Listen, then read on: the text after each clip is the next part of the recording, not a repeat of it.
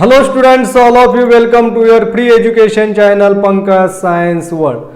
Students, we are studying the chapter number 3 and name of chapter is force and pressure. तो बच्चों force and pressure class 8 का ये chapter हम पढ़ रहे हैं और आज के इस चैप्टर में हमें पढ़ना है topic and name of topic is pressure. तो प्रेशर क्या है, what is the pressure, what is the importance of pressure. Pressure जो है वो एग्जाम्पल से और एक्टिविटी से हम आज के इस वीडियो में पढ़ेंगे. प्रेशर का फॉर्मूला क्या है, what is the unit of pressure in SI system and what is the importance of pressure and how the pressure is calculated. तो इन सब के बारे में हमें आज की इस वीडियो में पढ़ना है. Therefore watch this video completely. Don't forget to subscribe my channel, like and share the video. Let's start with today's topic pressure. तो आज का टॉपिक जो है प्रेशर, इसके बारे में हम पढ़ेंगे बच्चों. प्रेशर और फोर्स, बहुत बार हम ये दोनों शब्द एक ही अर्थ से यूज करते हैं, but pressure and force are two different things. The pressure is created due to the force. Force की वजह से प्रेशर क्रिएट होता है. तो समझते हैं एक एक्टिविटी से. आपने बहुत बार देखा होगा, you must have observe the tyres of two wheelers and four wheelers getting pressurise. तो टू व्हीलर और फोर व्हीलर के टायर में जब हवा भरते तो आपने देखा होगा. तो the air filling machine has a pressure indicator dial और the dialling meter showing the digital reading of the pressure. तो जब हवा भरते हैं तो इस मशीन के ऊपर एक डिजिटल डायल होता है जिसके ऊपर किस प्रेशर से हवा टायर के अंदर भरी जा रही है, कितना प्रेशर टायर के अंदर हवा का क्रिएट हुआ है, वो वहां उस डायल के ऊपर दिखाई देता है. उसे कहते हैं pressure indicating dial. And this digital meter showing the digital reading of the pressure. तो प्रेशर का रीडिंग हमें उसमें दिखाई देता है.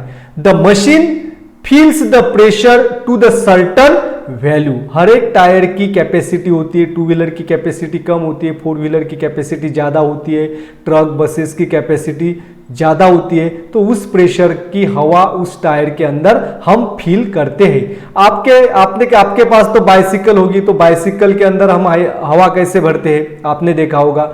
You must be aware that the force has to be applied for filling the air in the bicycle tyre with the hand pump. तो hand pump से हम बाइसिकल के अंदर हवा कैसे भरते हैं बच्चों, यहाँ पे वीडियो है छोटा सा, इस वीडियो से हम देखेंगे.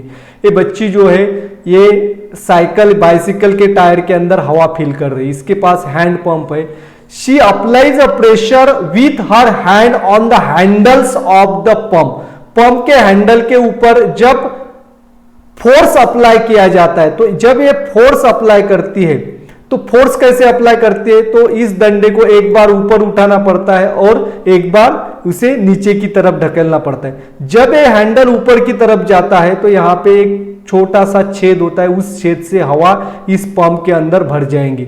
और जब ये फोर्स से नीचे की तरफ हैंडल को ड्रॉप करेंगी तो उस दौरान इस पंप के अंदर जो हवा है उस हवा के ऊपर ये फोर्स आता है और ये फोर्स की वजह से the air is pressurise and it is filled into the tyre. तो इस तरह से फोर्स अप्लाई करने की वजह से हवा के ऊपर प्रेशर आता है और उस प्रेशर से हवा टायर के अंदर भरी जाती है. तो by applying the force the air pressure is increase and then the air is push into the tyre. तो फोर्स अप्लाई करने की वजह से एयर प्रेशर बढ़ता है और बढ़ा हुए प्रेशर से हवा जो है वो टायर के अंदर फील होती है. वैसे हम हमारे मुंह से या बाकी वैसे हवा हम टायर के अंदर नहीं भर सकते, उसके ऊपर प्रेशराइज एयर चाहिए और प्रेशर क्रिएट करने के लिए वो हैंडल के ऊपर हमें प्रेशर अपना फोर्स अप्लाई करना पड़ता है. तो are the force and pressures are related. Force और प्रेशर जो है एक दूसरे से रिलेटेड है क्या? Yes, the force and pressure both are related. When we apply the force the pressure is created into the pump. जब हम फोर्स अप्लाई करते हैं उसी दौरान हवा का प्रेशर जो है वो बढ़ जाता है और बढ़े हुए प्रेशर से हवा टायर के अंदर फील होती है. अब सेकंड एक्सपेरिमेंट पढ़ेंगे हम. सेकंड एक्सपेरिमेंट में क्या किया है, अब ये बच्ची देखिए, she has taken a one nail. इसके हाथ में एक नेल है और नेल के दो हिस्से होते हैं. नेल के कौन से दो हिस्से होते हैं? वन इस तरह से यहाँ पे देखिए डायग्राम के अंदर, यहाँ पे मैं डायग्राम निकालता हूँ, ये नेल है।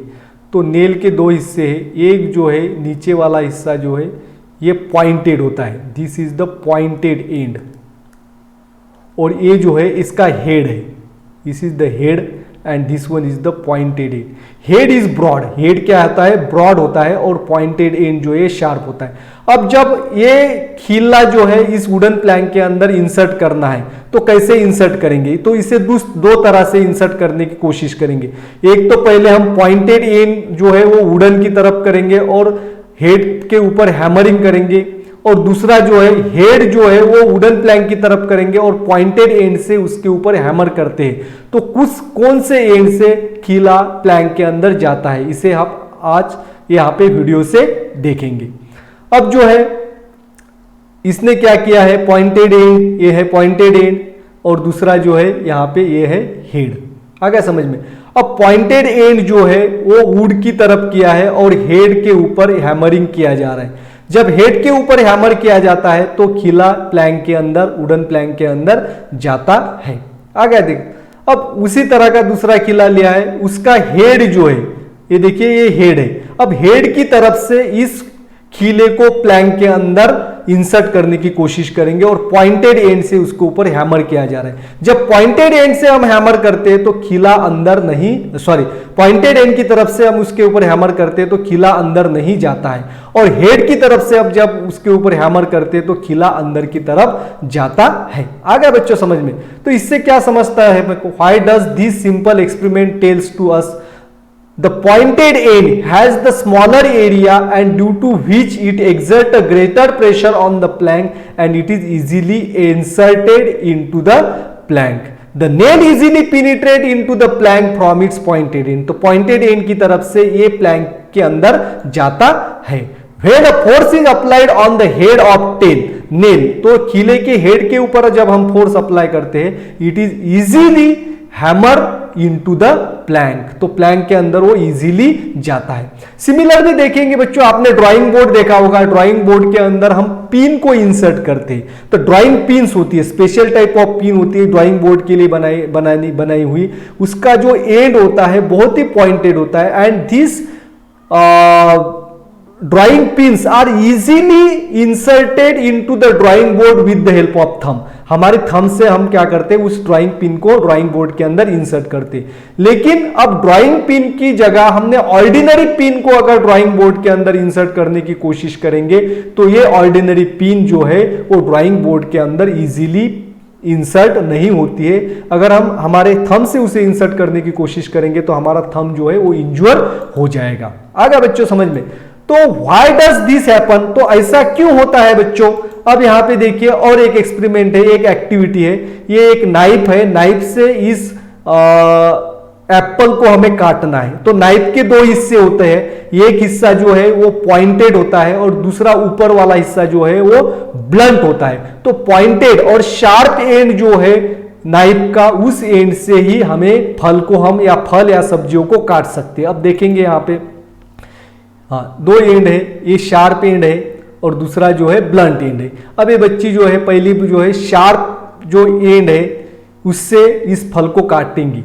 तो इससे जब हम काटने की कोशिश करते तो इजीली जो है ये एप्पल कट हो जाएगा। अब ब्लंट एंड जो है उसका पीछे वाला हिस्सा ब्लंट एंड से काटने की कोशिश करेगी तो ये फल नहीं काटा जाएगा। तो व्हाई डज दिस हैपन, ऐसा क्यों होता है बच्चों। This is because the sharp knife और pointed end of the nail have a smaller area which exert a greater pressure while blunt knife or head of nail have a larger area that exert a smaller pressure।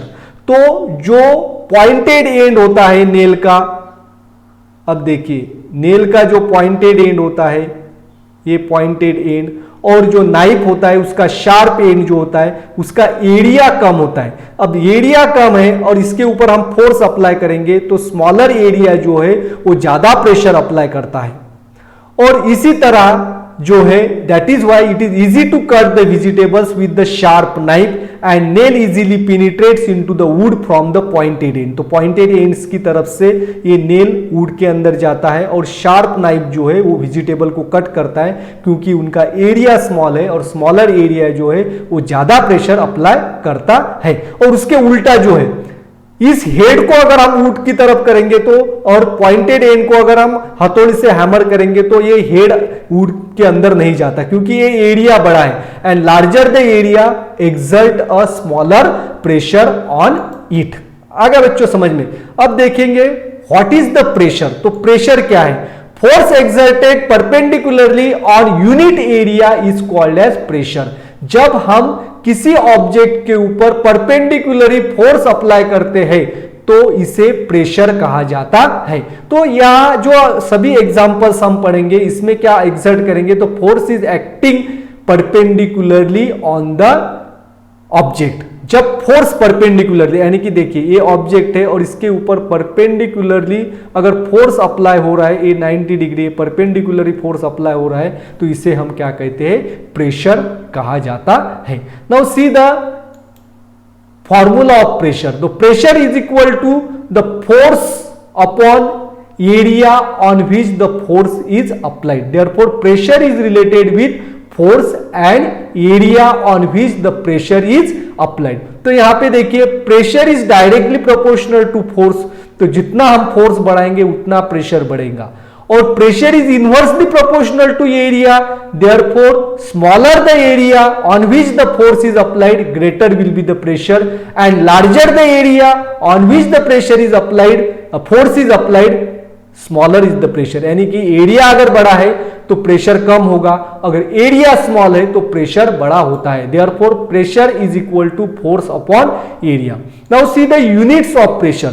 तो pressure is equal to क्या है? Force upon area. Force का unit है बच्चों SI system में Newton, जिसे हम लिखते हैं यन, और एरिया का एसआई सिस्टम में यूनिट है metre square. Therefore the unit of pressure in SI system is newton per metre square. Newton per metre square is the SI unit of pressure. तो 1 newton upon 1 metre square is also called as pascal. Therefore PA, pascal is also the unit of pressure. तो 1 pascal is equal to 1 newton upon 1 metre square. तो ऐसा unit Newton per metre square है और pascal भी इसका unit है, क्योंकि 1 newton upon 1 metre square is equal to pascal. आ गया बच्चों समझ में। अब देखेंगे कुछ एग्जांपल्स जिसको हम प्रेशर जो है वो कम एरिया पे ज्यादा क्यों अप्लाई होता है और ज्यादा एरिया पे प्रेशर कम क्यों अप्लाई होता है, ये आपको समझ में आया होगा, और इसको हम एग्जांपल से भी समझेंगे। In atmospheric science the unit of pressure. तो एटमॉस्फेरिक साइंस में प्रेशर का यूनिट जो है वो अलग होता है, बार कहा जाता है। 1 bar is equal to 10 to the 5 pascal. तो 1 बार यानी कि 10 रेज़ टू द 5 पास्कल। तो atmospheric pressure 1 atmospheric pressure is equal to 1 bar is equal to 10 to the power 5 pascal. If the area increases the pressure reduces for the same.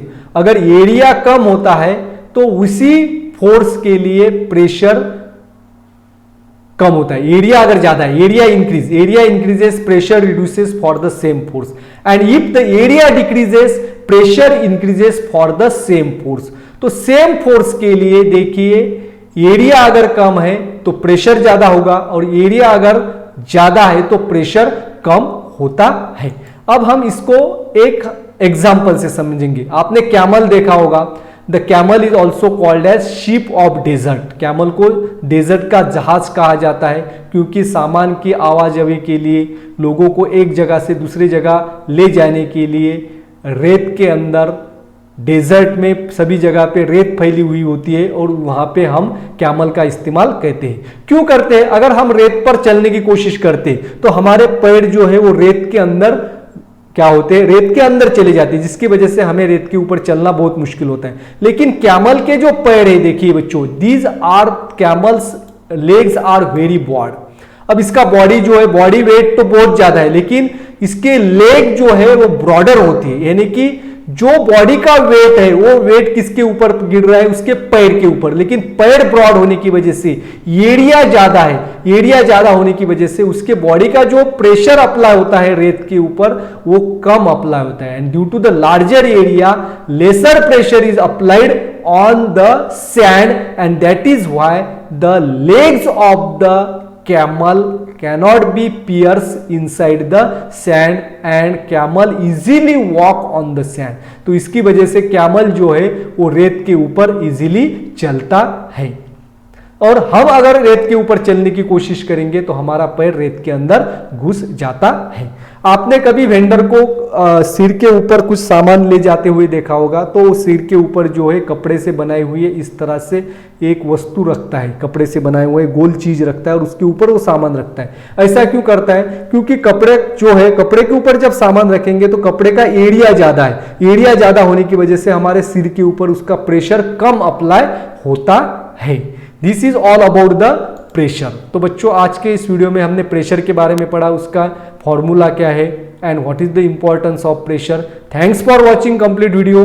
Don't forget to subscribe my channel, like and share the video. Thank you.